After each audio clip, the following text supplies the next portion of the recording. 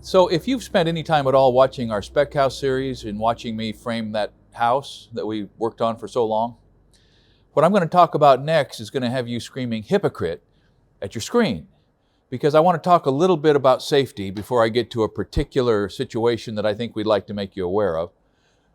But for me, probably like for a lot of you, safety is something that I pay attention to when I have the gear and when I feel like I have the time.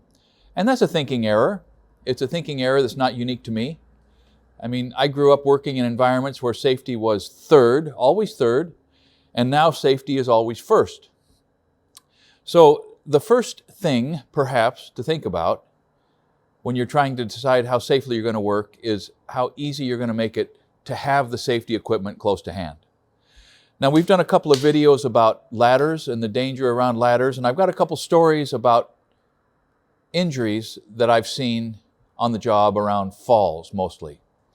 The worst fall I ever saw was a roofer in Wyoming. He fell through a 2-foot by 4-foot skylight. I don't know how he got his whole body through that hole, but he fell through it, and I happened to be watching. I was inside running some interior elevations in the framing, and I heard a sound, and I looked over, and I watched this guy drop 20 feet right down onto the slab, holding the skill saw all the way down, with the trigger clenched and the skill saw running wide open. And when he hit the ground, the skill saw hit the concrete and blew up. He jumped up, ran in a little circle, and collapsed with a broken hip. Now, he ended up all right, but he was hurt.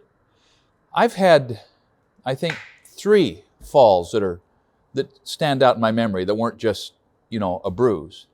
And the first was when I was 23, rebuilding Kelly's grandparents' house. It got hit by lightning. And I fell off the tip top of a 2-foot step ladder. It went one way, my feet went that way, my head went the other, and I wrenched my neck. The second one was I was stacking a roof, and I walked out on some trusses that were laying flat, and one wasn't. Anyhow, the trusses and I went to the ground, and I got a couple broken ribs. I fell 8 feet. And the other one was I fell off the 3rd frame of scaffold. I was making the safety mistake of holding a board under my arm and climbing up, grabbing the rungs with one hand, and I missed my grab, and I fell backwards onto a steep hillside, 3 frames up, and I tumbled to the bottom. And my coworker, Cecil Schultz, up on the top, looked over the edge, and the first thing he said was, "See you next fall." I loved working with Cece. So of those 3 falls, the one that left a lasting injury was the first one, off the 2-foot stepladder, because I wrenched my neck hard. And sometimes on cold mornings, and if I sleep just wrong at night, I can feel that old injury in my neck from a 2-foot fall. So safety is something that seems much more important the moment after the accident happens. And accidents are by definition accidents and relatively unforeseeable. But we live in a construction environment now where nobody should have the excuse or make the excuse like I have that I don't have time or I can't do the job with safety gear. Now, before I tell you about a nasty fall that happened very close to us recently, in fact, it's really one of the worst falls that I've heard of where the guy survived. But before I kind of dive into the details of that shipwreck, let me just point out that you're not going to use safety gear if you don't have safety gear. And we were partway through the Spec House project when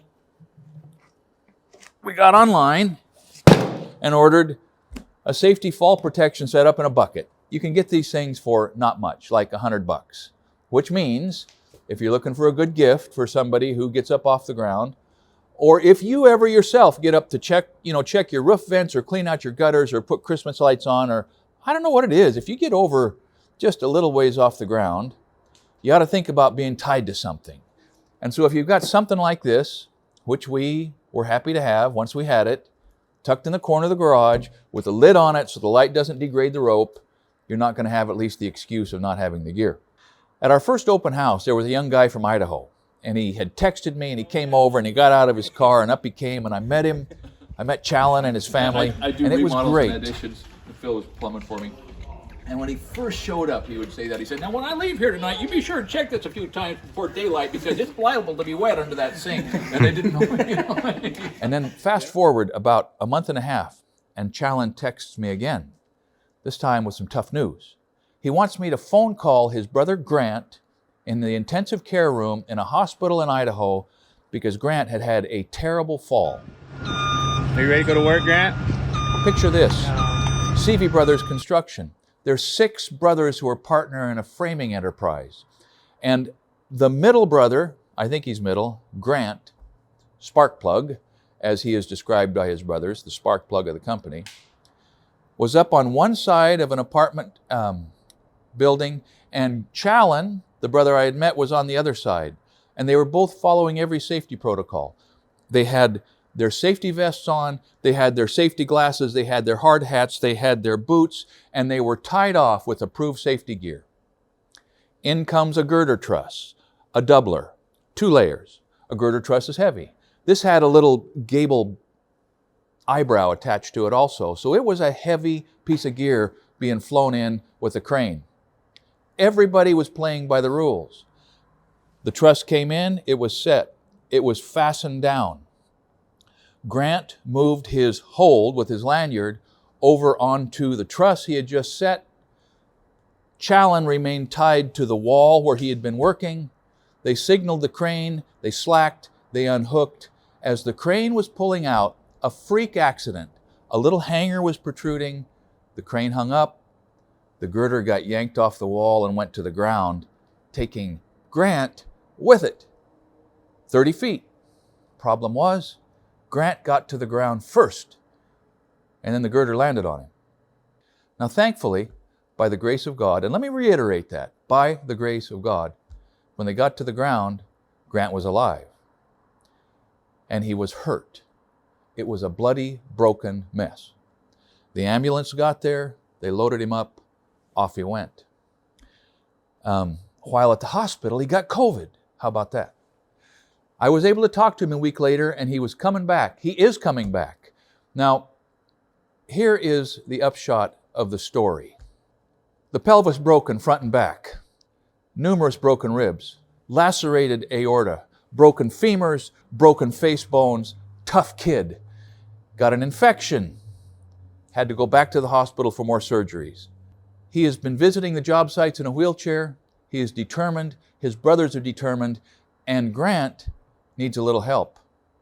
So if you are in a position this time of the year, or perhaps moving forward, to go take a look at his GoFundMe page, well, go take a look at his GoFundMe page. An employee who's also a friend, which says a lot, isn't it, wrote the essay in there on that page that describes what happened. It was not solicited by the brothers. It wasn't a condition of his employment. It was an involuntary response of a young man working for a young man who liked him, held him in high regard, and wanted to do something. So if you want to do something, there's a good opportunity. Grant's tough. Grant has bills. Grant has a long road to recovery, but he's on the road. So oddly enough, there were 2 falls in that moment. Grant got yanked 30 feet to the ground. Challen got knocked off the wall and hit the end of his lanyard. I mean, it all came tight the way it was supposed to. And in Challen's memory, and you may hear this on the podcast, we just did an interview with Challen and his brother Winston about all of this. You might want to listen to that. But in Challen's memory, he doesn't even remember the fall. He just remembers getting down there to take care of his brother. So this time, it was Seavey Brothers Construction. Hopefully it'll have a happy ending. Next time, it's going to be one of you. So I intend to do better. Maybe you can intend to do better. Once the protocols become a habit, they're no longer an obstacle. They're just the way you do construction. Work towards that end. Keep Murphy off the job site. Keep your eyes open. And thanks for watching. Keep up the good and hopefully safer work. Sure. How many nails do you think are in that whole thing? About half. Yeah.